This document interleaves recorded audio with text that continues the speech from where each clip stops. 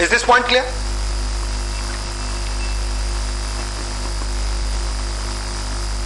Now we talk about, अभी supply भी संभाल ली, ऑर्डर की भी बात हो गई. Now let's talk is operations is my bottleneck. Let's look at it. If your constraint is in operation, if your OTIF is less than 95% and material availability more than 95%, भाई अगर मटेरियल 95% से ज्यादा, मतलब मोस्ट ऑफ द टाइम आ रहा है और आप deliver नहीं कर पा रहे, तो जो भी है कहां देखना पड़ेगा?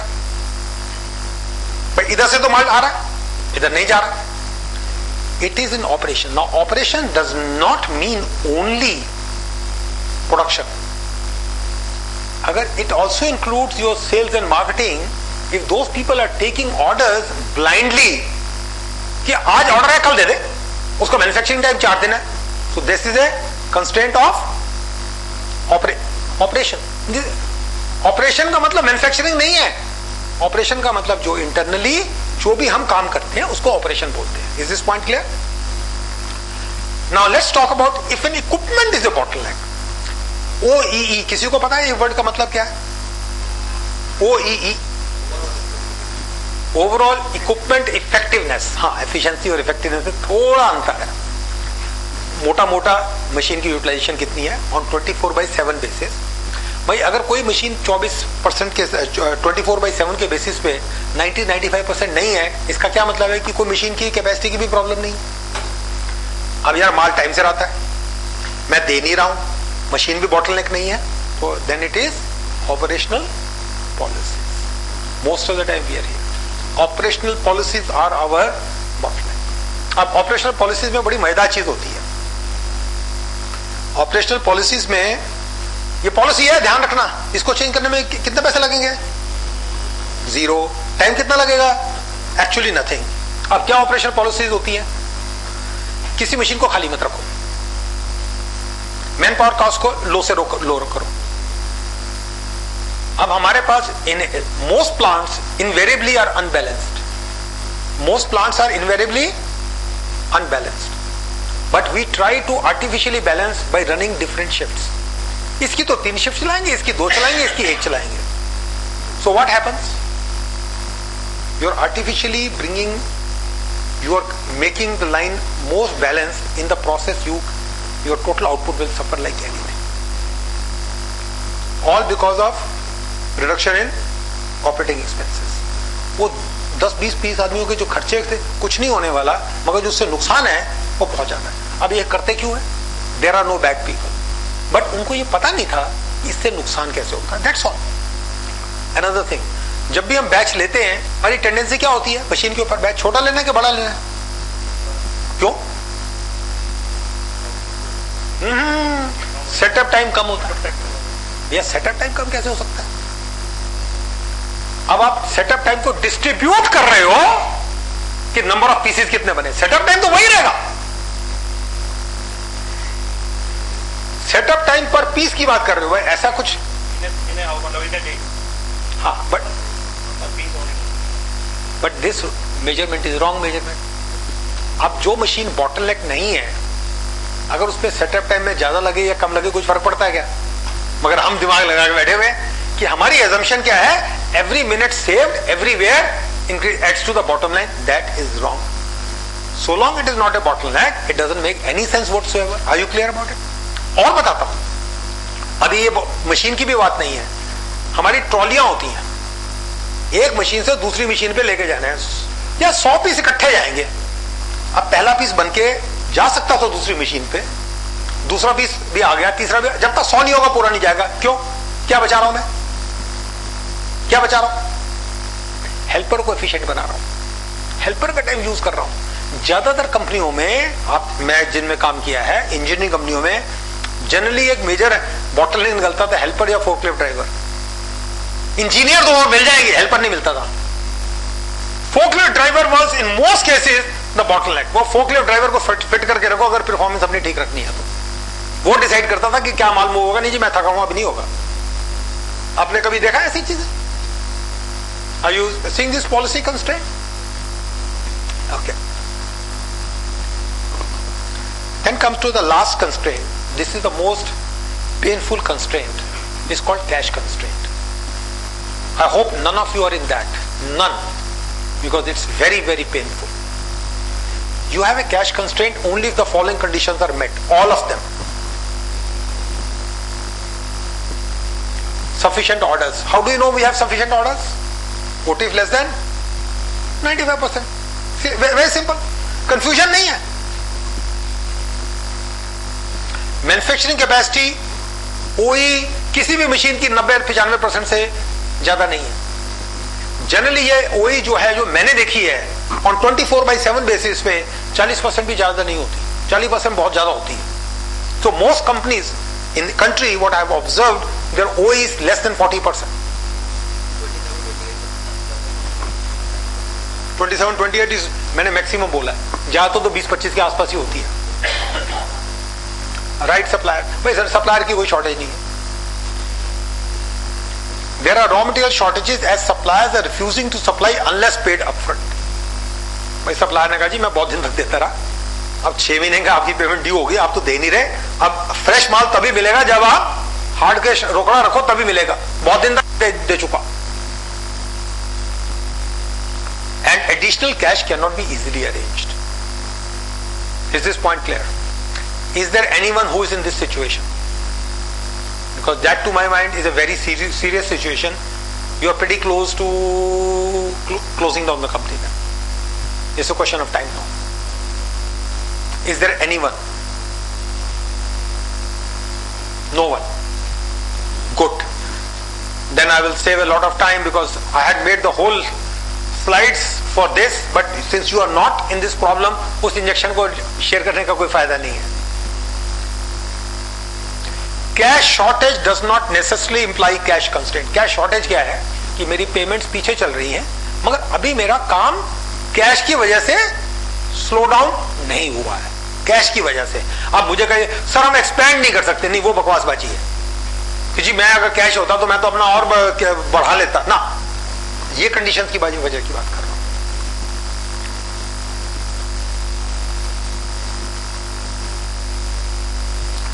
However, if cash shortage is not managed properly, it will lead to cash constraint. भाई आपको अभी निमोनिया नहीं हुआ, गला बहुत खराब है, खांसी काफी ज्यादा है, मगर अगर ये 2-4 दिन में नहीं ठीक की तो निमोनिया होने का खतरा काफी ज्यादा है. Is this point clear? Cash constraint के ऊपर किसी को कोई क्वेश्चन मार्क?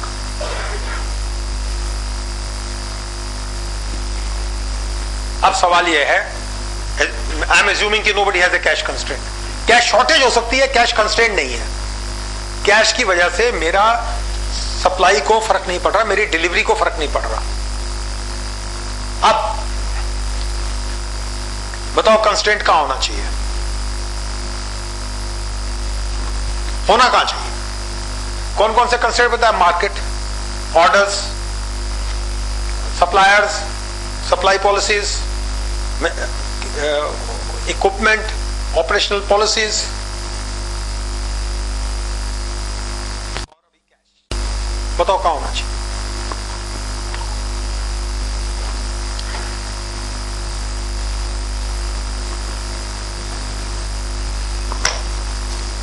दो जगह हो सकता है. You can have a constraint of orders. That means I have more capacity than I can supply. Perfectly fine. Or you can have in capacity. Either one is fine. I'll explain you the benefits of कहां होना चाहिए, कहां नहीं होना चाहिए. Where the capital cost is very high, there I would rather prefer the constraint to be in operations. That means my expensive items are being utilized fully. Where the capacity cost is not high, I would rather have in orders. For example, in a pharmaceutical company, the manufacturing cost is nothing. It's very low. उनकी जो equipment भी होती हैं manufacturing की, they are not at all expensive. Their major cost is in drug discovery, not in manufacturing. Are you getting this idea? Most of the time, the variable cost of medicines is less than 20%. It's very, और इनकी capital cost भी कुछ नहीं होती. So we cannot afford to have कि market में demand है और हम उसको फुलफिल नहीं कर पाए. Is this point clear? However there are many product lines where the capital cost is very high.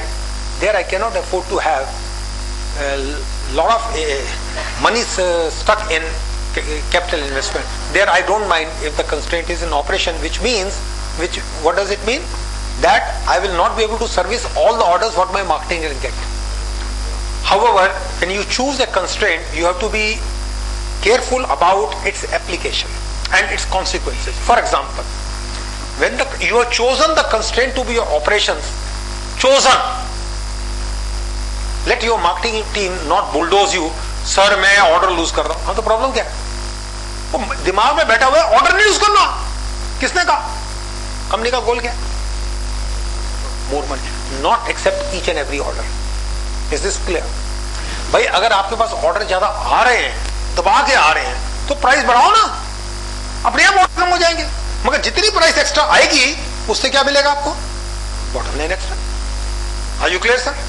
मगर टिपिकली अब हमारे की रिजल्ट एरियाज क्या होते हैं मार्केटिंग के कि तू ऑर्डर कितने लेके आया, तो वो बेचारा ऑर्डर लेके आएगा, किस प्राइस पे लाया, किस टर्म्स पे लाया, उसकी बात ही नहीं कोई करता. So we have to change the measurements. Are you clear about it? On the other hand, if the constraint is orders, we have decided to have surplus manufacturing capacity. Don't talk about efficiency. मुझे utilisation नहीं, मेरा plant 3 दिन बीच में महीने में खाली था. हाँ तो होगा. It is designed that way. So we should not get into this. I mean, we have to be very clear. What do you want? Sir, 3 दिन आदमी खाली खड़े रहे. हाँ खाली खड़े रहेंगे. कंपनी का गोल ये नहीं है कि हर आदमी को मैं रगड़ूं दबा के. Let me give you a small example. This is a fundamental thing.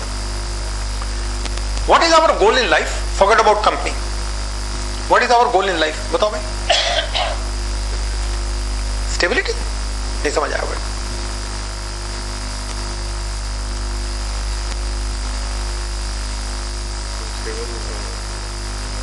थोड़ा और सिंपल. मैं समझ रहा हूं कुछ बट बस ब्रह्म कुमारी शिवानी देखा है क्या कि she talks about stability, so I understand from where you coming.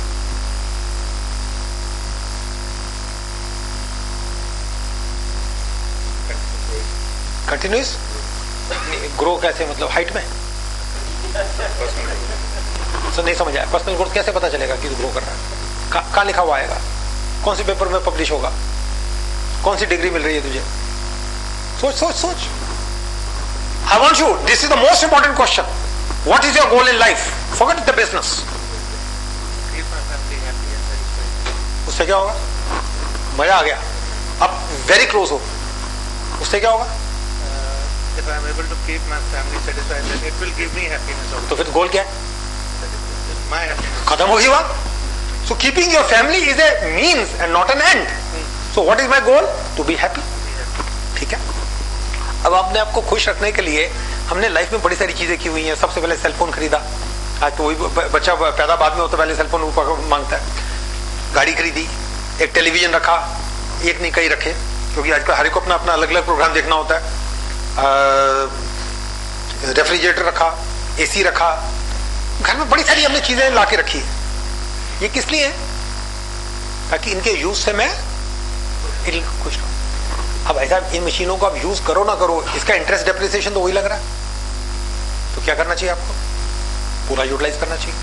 इसका मतलब क्या है कि भाई साहब टीवी आपका 24 घंटे चलना चाहिए. बेड पे पूरा पैसा खर्च किया, 24 घंटे सो. बाय द वे बाथरूम, उसमें भी पैसा लगे हुए हैं, बैठे रहो बेड पे. Now can you see something very interesting? If you try to utilize any of these things fully, one thing is guaranteed, your happiness will go for a 6. Do you agree? ठीक है. दुनिया में एक भी आदमी ऐसा बेवकूफ नहीं मिला आज तक जो ये बिहेवियर करता हो. All these resources are meant for me. When I want them, they should be available. However, why do we, हम बिल्कुल अकलमंदों की तरह बिहेव करते हैं घर में, मगर जब फैक्ट्री आते हैं या बिजनेस में आते हैं तो ये अकल घर छोड़ के आते हैं. All resources in the plant or office are meant, they should be available when I need them. By all means, use them when we need them. Not just because they are there, I must use them. Is this point clear? This is in our fundamental कि हर चीज को पूरी तरह utilise हमको नहीं करना है। मुझे पता है यहाँ पे सब में बहुत और भी ज्यादा आप खाना चाहते तो खा सकते थे, स्वीट डिश भी और खा सकते थे, मगर आपने उतना लिया जितना आपको चाहिए था। Just because it was available, मुझे नहीं लगता कि किसी ने एक्स्ट्रा लिया होगा। Are you clear?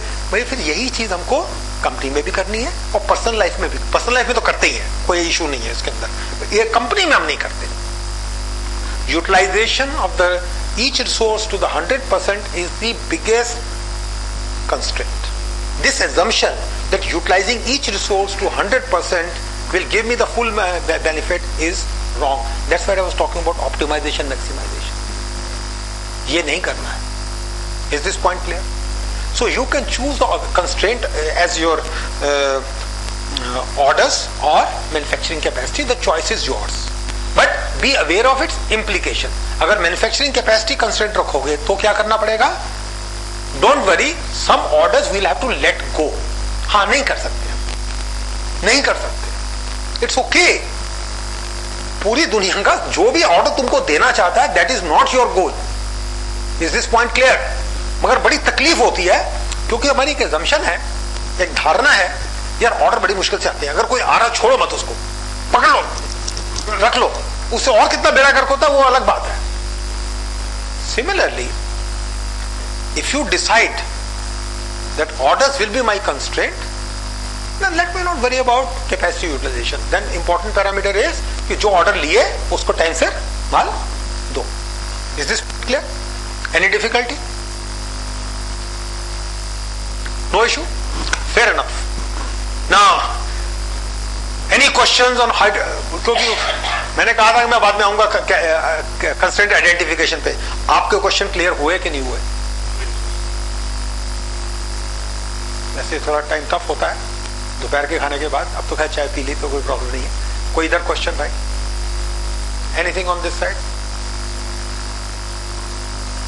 This table? नहीं? देखो ऐसा, आपको पता है वो डायल इंडिकेटर क्या होता है? किसी ने देखा? मैकेनिकल इंजीनियरिंग इंडस्ट्री में टिपिकल डायल इंडिकेटर होता है. वो जब डायल 00 दिखाता है ना, इसके दो ही मतलब होते हैं, या तो जॉब परफेक्ट है, डायल खराब है. तो when I don't get any question, इसके दो ही मतलब है, या तो सब कुछ समझ आ गया या सब सिर से ऊपर गया. तो भाई किस साइड पे हो मुझे बता दो, कम से कम मैं उसको ट्राई करूं उसको ठीक करने के लिए. पूरा क्लियर हो गया? अच्छा चलो, मुझे भी पूरा नहीं क्लियर था, आज को आपको हो गया, अच्छी बात है, मैं आपसे समझ लूंगा बाद में. Okay, thanks. Now I will go to next question. यार ये थ्योरी तो सब ठीक है, प्रैक्टिकल है क्या? So I want to share some examples and couple of them seems to be from auto component industry. This is my old company Eicher, manufacturer of automotive gears, losing money for last 7 years. इसको ठीक करना पड़ेगा.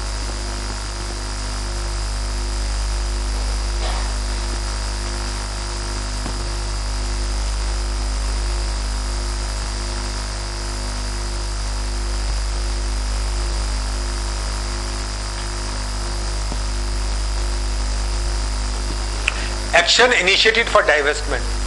Company के मालिक ने कहा बहुत हो गया, इसको बेचो, तुमसे सुधरती नहीं है.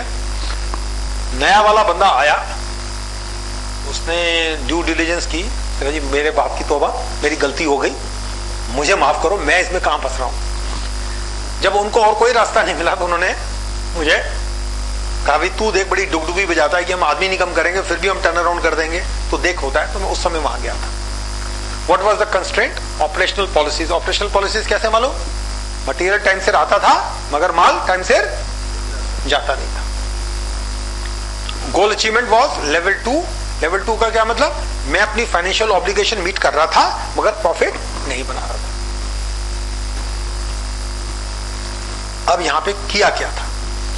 अब ध्यान रखना, मैं बार बार आपको एक ही चीज बोलता हूं, अच्छी चीजें चाहे मत करो, गलत चीजें बंद करने से भी बड़ा फायदा हो जाएगा.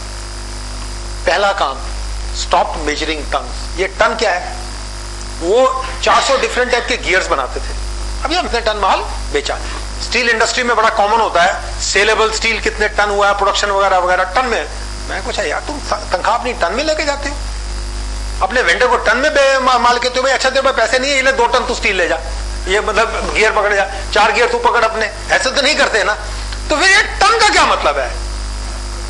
तो उन्होंने कहा जी ठीक है, कल से हम टन नहीं मेजर करेंगे, हम रुपीज सेल्स या थ्रूपुट मेजर करेंगे। और मतलब इसका इंपैक्ट यह था कि उनके हीट ट्रीटमेंट वाले क्या करते थे, उन्होंने अपने टन टन करने थे, वो माल वो करते थे जिसमें उनको टन ज्यादा मिले, कस्टमर को चाहिए नहीं चाहिए, कस्टमर रोता रहे, उससे क्या तकलीफ होती है, मार्केटिंग वाले चिल्लाते रहे, वो अपने टन बनाते रहते थे। दूसरा काम हमने जो किया था कि फंक्शनल की रिजल्ट एरियाज सारे हमने बंद कर दिए। भैया कंपनी जीती तो आप जीते, नहीं जीती तो अभी मैं क्या करूं, खत्म हो गई बात। तीसरा, share started measuring on time in full. जब हमने काम शुरू किया तो हमारा ऑन टाइम इन फुल 4% था।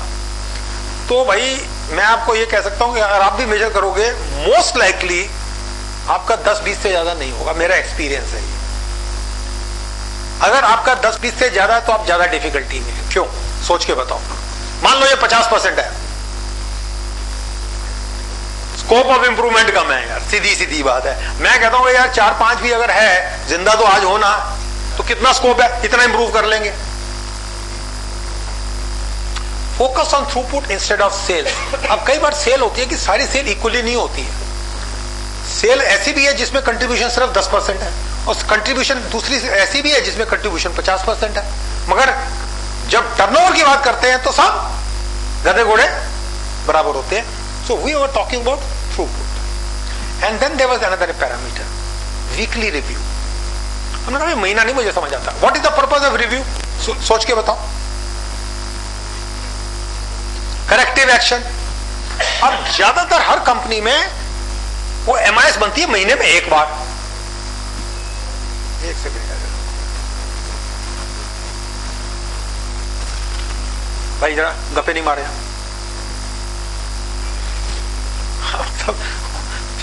तो किस पॉइंट पे था? हाँ, वीकली रिव्यू। अब नॉर्मली एमआईएस कितने दिन के बाद आपकी कंपनी में कब बनती है अप्रोक्सीमेटली? है नहीं, किस दिन बनती है? डेट होगी ना, 10th को। डिस्कशन कब होती है उसके ऊपर, अगर होती है तो 12 तारीख को। तो इसका आप ध्यान से देखो, अगर कोई गड़बड़ पहली तारीख को हुई है अगर, तो उसका करेक्टिव एक्शन कब आएगा? 42 दिन के बाद। और अगर 30 को हुआ है तो 12 दिन के बाद। इसका मतलब है अंदाजन 27 दिन लेट हो गया। भाई 27 दिन प्रॉब्लम आज हुई, करेक्टिव एक्शन कितने दिन के बाद आया? 27 दिन। एक प्रॉब्लम। दूसरी, अगर आपने वीकली मंथली रिव्यू देखा हो, जो प्रॉब्लम, जो कहानियां ऑलमोस्ट सेम होती हैं कि अलग होती हैं। अगर मैं वीडियो टेप कर दूं, आप पिछले साल का वीडियो इस साल दिखाओ तो